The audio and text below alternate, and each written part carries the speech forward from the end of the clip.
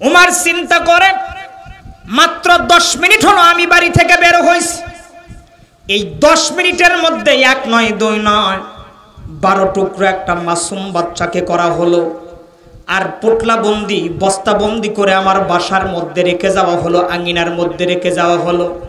প্রাণের কাদিরপুরবাসী একটু মনোযোগ দেন, কথাটার মধ্যে শিক্ষা কি একটু বোঝার চেষ্টা করেন।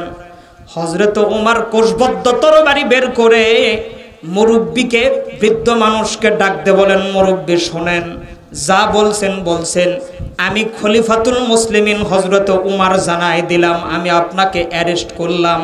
আমার কেন জানো মন বলতেছে এই ঘটনার সঙ্গে আপনি জড়িত আছে। এই ঘটনা সর্বপ্রথম আপনি আমার কাছে দিলেন, আমার মন বলছে আপনি এই ঘটনার সাথে জড়িত। উলামায়ে কেরাম যারা আছেন দিলের কান লাগান, কথাটার দিকে একটু মনোযোগ দিয়ে দেন। হযরত উমরের কথা শুনে বৃদ্ধ মানুষটা কাঁপা শুরু করে দিল, ভয়ে ভীতস্ত হয়ে গেল, হাত পা নড়তেছে না, কাঁপতেছে। প্রাণের কাদিরপুরবাসী সাইয়েদনা উমর তো জেদি মানুষ, ডাক দে বলে, মুরব্বি কোনো কথা নাই, আপনি সামনে চলেন, আমি উমর পিছনে পিছনে যাব। বৃদ্ধ মানুষটার সামনে চলতে লাগলো, সাইয়েদনা উমর পিছনে পিছনে যায়। বাড়ির উঠানের মধ্যে যখন পৌঁছে গেল, বাড়ির উঠানের মধ্যে গিয়ে হযরত ওমর মূল ফটক থেকে সামনের দিকে লক্ষ্য করে দেখতেছেন তাজা রক্ত পড়তেছে টস টস করে। পুটলাটা ছিল সাদা কাপড় অথবা সাদা বস্তা অথবা সাদা পুটলা, সমস্ত পুটলাটা রক্তে রঞ্জিত হয়ে গেছে। প্রাণের কাদিরপুরবাসী সাইয়েদনা ওমর আর সহ্য করতে পারলেন না, চোখ দিয়ে পানি তার টপ টপ করে পড়া শুরু হয়ে গেল। পুটলাটার কাছে গিয়ে পুটলাটার মুখ খুলে ভিতরের দিকে লক্ষ্য করে দেখতেছেন সত্য কথা, বৃদ্ধটা মিথ্যা কথা বলে নাই। কে জানো গো, 1 নয় 2 নয়, একটা সদ্য ভূমিষ্ঠ শিশুপুত্র পুত্র সন্তানকে, যে অল্প কিছুক্ষণ আগেই ভূমিষ্ঠ হয়েছে, এমন একটা সন্তানকে 1 নয় 2 নয় 12 টুকরা করা হয়ে গেছে। উমর সহ্য করতে পারলেন না, চোখ দিয়ে তার পানি পড়া শুরু হয়ে গেল। উমর চিন্তা করে নিশ্চয় এটা রাগের বহিঃপ্রকাশ, কেউ যদি কোনো মানুষকে মারে তাহলে গলায় একটা পুঁজ দিবে, দুনিয়ার থেকে মানুষটা বিদায় হয়ে যাবে। অথবা ছোট্ট মাসুম বাচ্চা গলার মধ্যে যদি চাপ দেয় নিঃশ্বাস বন্ধ হয়ে মারা যাবে, তাও যদি না হয় পানির মধ্যে চুবান দিবে, বাচ্চাটা মারা যাবে। এত কিছু করে নাই, মাসুম বাচ্চাকে 1 নয় 2 নয় 12 টুকরা করা হয়েছে। তার মানে যে হত্যাকারী মনের মধ্যে অনেক ক্ষোভ ছিল, রাগ ছিল, আর ওই ক্ষোভ আর রাগটা এই মাসুম বাচ্চার উপরে প্রয়োগ করেছে। আপনারা মনে হয় আমার কথা বুঝতে পারতেছেন না, পিছনে কি কথা বোঝা যাচ্ছে? আলোচনা চলবে না বন্ধ? একসাথে বলতে হবে, চলবে না বন্ধ? যদি চলে তাহলে হ্যাঁ হ্যাঁ ঠিক ব্যাটিক এগুলো বলতে হবে। কি রাজি আছেন তো নাকি বলেন? আপনারা গরম আমাকেও লাগতেছে, আপনাকে কি করবেন? আর গরমের আবহাওয়ার মধ্যে কি ঠান্ডা লাগার বিষয় আছে? জি, এজন্য একটু সবুর করে নেন। যারা কোরআনের জন্য সময় দেবেন, এটা যারা কোরআনের জন্য কুরবান করবে না, এই কোরআন এবং আজকের এই মাহফিল তাদের জন্য নাজাতের জরিয়া হবে। জোরে বলেন আমিন। শোনেন গল্প, এই হাদিসটা শোনেন, শিক্ষণীয় কি দেখেন। মাসুম বাচ্চাকে কয় টুকরা করা হলো? একসাথে বলেন 12 টুকরা। কেন? উমর চিন্তা করলেন যে 12 টুকরা করছে তার মধ্যে অনেক রাগ ছিল, আর ওই রাগটা এই বাচ্চার উপরে ঝাড়ছে। প্রাণীর কাদিরপুরবাসী সাইয়েদনা উমর কোষবদ্ধ তরবারি তার হাতের মধ্যে, বৃদ্ধকে লক্ষ্য করে বলে, বৃদ্ধ একটা কথা যদি তুমি মিথ্যা বলো উমরের হাত থেকে তুমি বাঁচতে পারবে না। বৃদ্ধ বলতেছেন, জনাব আমিরুল মুমিনিন খলিফাতুল মুসলিমিন, বিশ্বাস করেন এই ঘটনার সঙ্গে আমি জড়িত নই। আল্লাহ পাকের জাতের কসম দিয়ে বলতেছি, আমি সাহাবাই রাসূল, আমি রাসূলের হাতে কালেমা পড়ে মুসলমান হইছি। আমি মিথ্যা কথা বলতেছি না, এই ঘটনার সঙ্গে আমার সংশ্লিষ্টতা নাই। হযরত উমর বলে, হবে না, হাত এক জায়গায়, মাথা এক জায়গায়, পা এক জায়গায়। হযরত উমর একদম খুঁজতে খুঁজতে নিচে একটা সিরকুট পাইলেন, সিরকুটের মধ্যে তিনি একটা কোরআনের আয়াত লেখা দেখতে পাইলেন। ভালো করে শুনেন, সাইয়েদনা উমর আয়াতের দিকে লক্ষ্য করে দেখতেছেন যিনি আয়াত লিখেছেন বড় পরিষ্কার করে আয়াতটা তিনি তুলে ধরেছেন। আয়াতটা ছিল এরকম, ওয়ামাল্লাম ইয়াহকুম বিমা আনজালাল্লাহু ফাউলাইকা হুমুল কাফিরুন।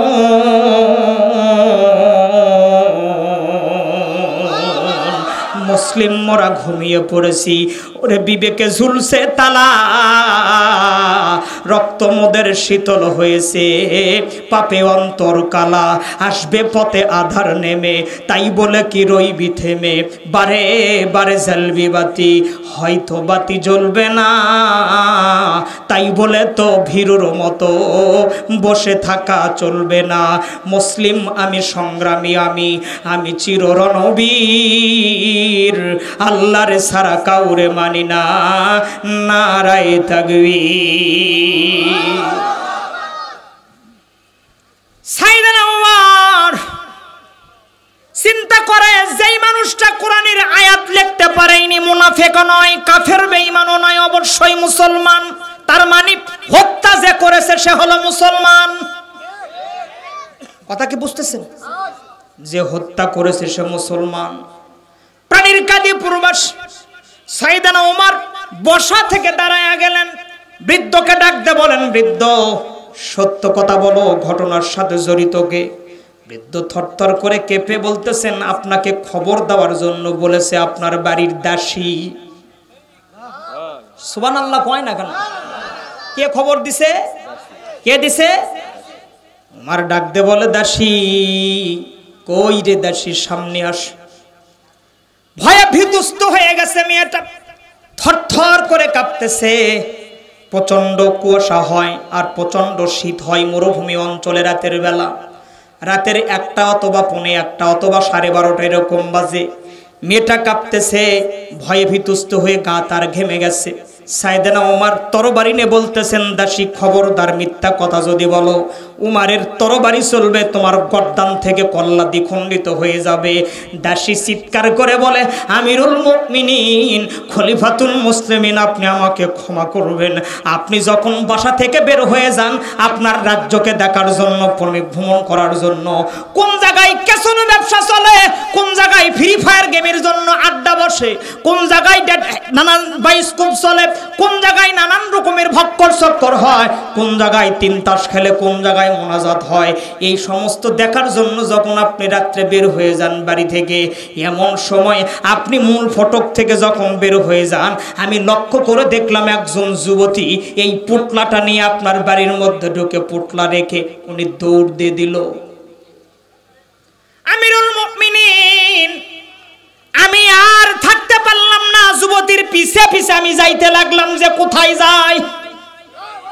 আরে জোরে বলেন না ভাই, আল্লাহু আকবার। আরেকবার বলেন আল্লাহু আকবার। আমিরুল মুমিনিন, আমি লক্ষ্য করে দেখলাম অমুক পাহাড়ের গুহার মধ্যে মেয়েটা ঢুকে গেল। আপনি যদি এখনই যান তাহলে মেয়েটাকে বন্দি করতে পারবেন, মেয়েটাকে ধরতে পারবেন। উমর ডাকতে বলে, ও আমার সৈন্যবাহিনী, কাল বিলম্ব দেরি করো না, এক্ষণে বেরিয়ে পড়ো, এই রকম হত্যাকারী ধরতে হবে। সে মাসুম বাচ্চাকে 1 নয় 2 নয় 12 টুকরা করতে পারে। এই দুনিয়ার মধ্যে জঙ্গি আর সন্ত্রাস ছাড়া অন্য কিছু হওয়ার সম্ভাবনা নাই। আর বাংলার টাটকা নাস্তিক যিনি আল্লাহকে বিশ্বাস করে না, এমন মুশরিক, এমন বেঈমান মুসলমান ঘরের কুলাঙ্গার তসলিমা নাসরিন আলেম ওলামাদেরকে কুলাঙ্গার বলতেছে আর সন্ত্রাসী বলতেছে। আর বাংলাদেশের মুসলমানগুলো ফতোয়া নিয়ে পড়ে আছে, তালাক কয় তালাক দিলে বয়ান তালাক হয়।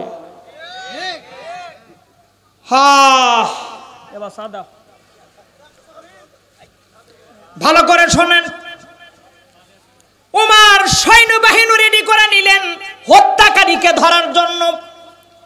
হত্যাকারীকে ধরে নিয়ে আসে। কেন হত্যা করে, কি জন্য করে, কেন করেছে, 1 টুকরা না করে কেন 12 টুকরা করলো? কারা কারা শুনবেন 1 হাত দেখান। সবাই শুনবেন না শুনবেন না দেখি তো? যারা যারা শুনবেন 1 হাত টান করে দেখান। নারায়ে তাকবীর। এরকম সন্ত্রাসী চিনার দরকার আছে না নাই? জোরে বলেন তো, আছে না নাই? চিৎকার করে নারায়ে তাকবীর। আলহামদুলিল্লাহ। এই কেন হত্যা করলো, 12 টুকরা কেন করা হলো, এটা বলবো, তারপর স্টেজ থেকে নামবো। এতে রাত থাক না হলে যাক, ঠিক আছে তো নাকি বলেন?